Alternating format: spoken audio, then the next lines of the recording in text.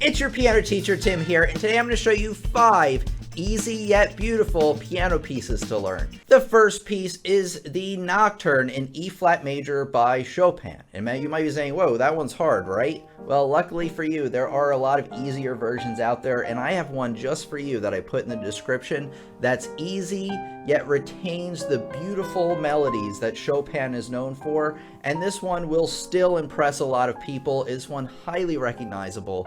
It sounds beautiful and is a great addition to your repertoire. Listen! What? It's also a good choice if you plan on learning the real thing someday, which a lot of piano players strive to. It's a really beautiful, well-known piece, and this is a great stepping stone to being able to play it. On to number 2. Always remember it's the day that you... Number 2 is Für Elise, at least that first part. Everybody knows this one. This one is beautiful and a classic for a reason, because it's beautiful and it's fun to play.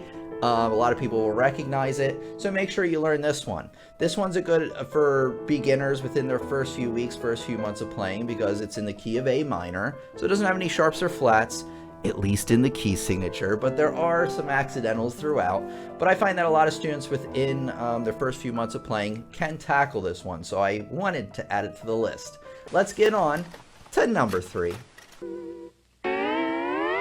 Another one a lot of people are familiar with, and then we'll get to some that you might not be familiar with, is the Prelude in C major by Bach from the Well-Tempered Clavier. Now this one, when you first look at it, it might look scary, but the good thing about this one is that it has very similar patterns measure to measure in terms of your hand placement, the notes themselves, the note patterns, and also the rhythms. So which makes it a lot easier to approach, which it might not look like when you first look at it, don't worry. But you want to learn this one. This one, a lot of people are going to recognize this one. You've heard it in a lot of movies.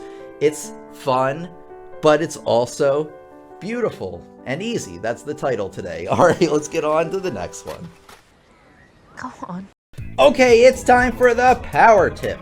The power tip of today is to make sure that you're including in your practice pieces that challenge you, that introduce new topics, but aren't overly difficult and don't want to make you quit piano. You ideally probably, if you're working on 3 pieces, let's say, I would say 2 of them should be challenging, and then 1 of them should be just for fun, for your own enjoyment. Because if you don't do things for your own enjoyment in piano, you will lose interest in the long run, and we don't want that. But if you also only play easy things, you'll never challenge yourself to learn something new. So that's your power tip today. Let's continue on with the list.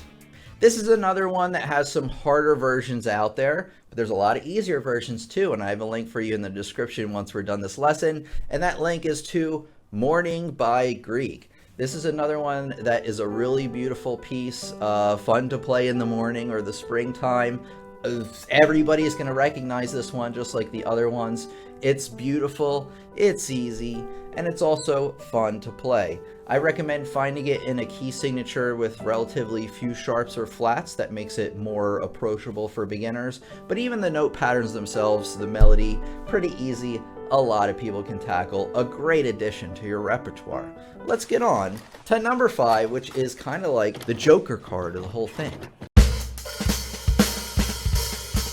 Okay, this one is called Ave Maria, and this one is also highly known. However, this isn't originally a piano piece. Ave Maria originally was a vocal piece created by Bach, and it was transcribed into a piano piece, which I have in the link for you in the description. This one's very beautiful. It's the toughest one on the list though, so be warned, there aren't really any easier versions than the one I gave you. This one has beautiful melodies. I find that the left-hand part in the version I found is really fun to play, and it's another one that's highly recognizable, will impress your friends, make your enemies jealous. That's why we're all here, right? To make our enemies jealous? I'm just kidding, of course. You want to do it for your own enrichment, your own enjoyment, and this one is a great addition to your repertoire for that reason. Okay, you want to watch this one next. It's a lesson on self-taught piano mistakes. I didn't write that down right. It's about the mistakes that self-taught piano players always make, and you want to make sure that you're avoiding these mistakes. I find that everybody makes these mistakes. So watch that lesson next. You'll be able to learn piano a lot better in the long term if you do. If you've seen this one, just watch this lesson. I don't know what it'll be, but it'll be something that YouTube put there just for you. Thank you guys. Make sure to subscribe, and I'll see you next time.